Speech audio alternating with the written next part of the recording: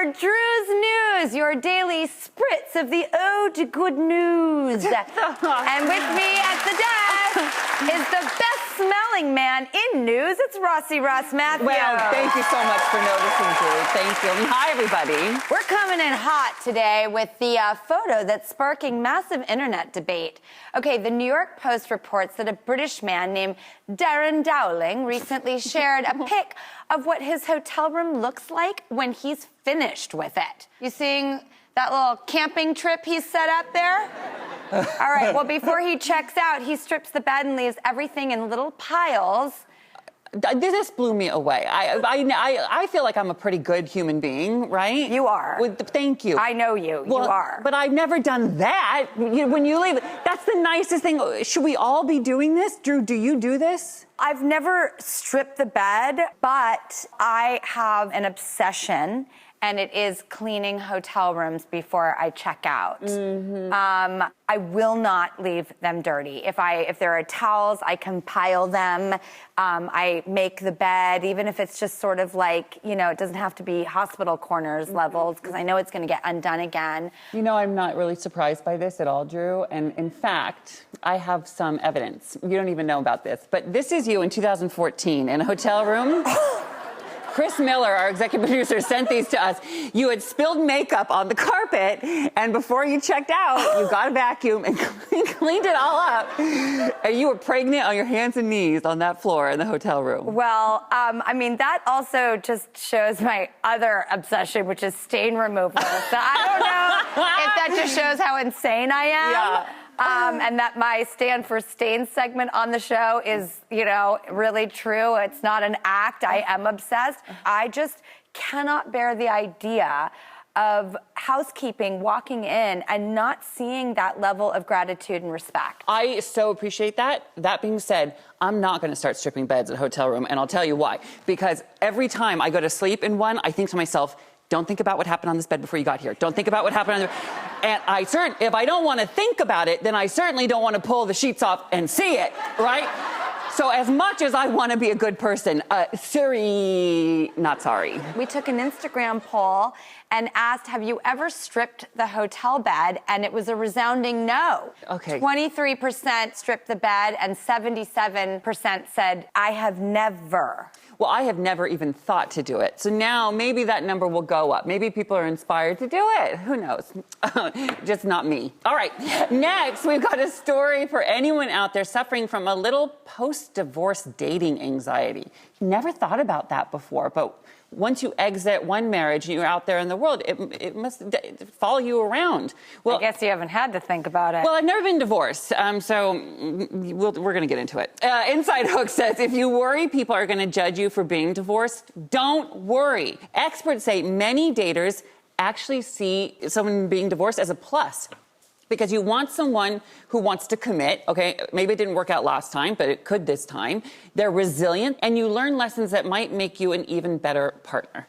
I think it's like if you were a runner and you didn't win one race. Do you stop running? No, you got stronger from that race. You got better from that race. I think your failures teach you what you need to know to go forward. So I think there's such value in the life experience of being divorced.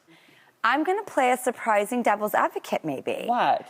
I get it. I get why people might look at someone. I have 3 divorces under my belt, and I understand if someone looked at me and was like, is there something wrong with her? I kind of get it. And if I met a man who was thrice divorced, I might be like, what's that all about? And until you really get to know somebody and their story, you don't know why, and it can seem like too many notches on a belt. And I don't judge people for judging it. I thought you'd be real hippy-dippy about it, but I think that's... I think I speak for everyone, but I actually find that so refreshing because you do come at it from your point of view. Listen, we have someone in the audience, actually, and I was excited to get their take. Jaina, you're out there dating after a divorce. What is the vibe? Has any surprises occurred? What's your state of mind and heart? I am really big into the dating apps and being honest in your profile and putting it out there. And at first, I agree with you. It was kind of intimidating to admit that I have a divorce under my belt. I felt like I had a big D across my forehead, D for divorce, D maybe for damaged goods. But then I realized I'm so fabulous that the good things about me outweigh any kind of negative connotations that being divorced might have. I like your spin on it. You seem confident. And I will say one thing. People pick up what you put out there. So if you're like, I've been divorced 3 times, they're like, oh, God. But if you're like, yeah, dude, my journey is what it is, and I wouldn't be who I was without it, they're like, oh, okay. Yeah. And so I like your attitude because you are defining and setting the tone. So I congratulate you on that. Yeah, and cute shoes. And you're so stylish and beautiful and hot. Just because, you know, you might not be hot to trot, you know, for a partner, I am the ultimate romantic. Yeah. I love talking about love. And if there is one person in here who is not contending with a relationship of some sort, then we're probably not alive. You got a sister, a mother, a brother, a cousin, a coworker, a friend. Come on, aren't we all dealing with relationships? I saw something that I wanted to share with you that reminded me of the definition of romance, and it's a tip from the Sunnyside Handbook. Oh.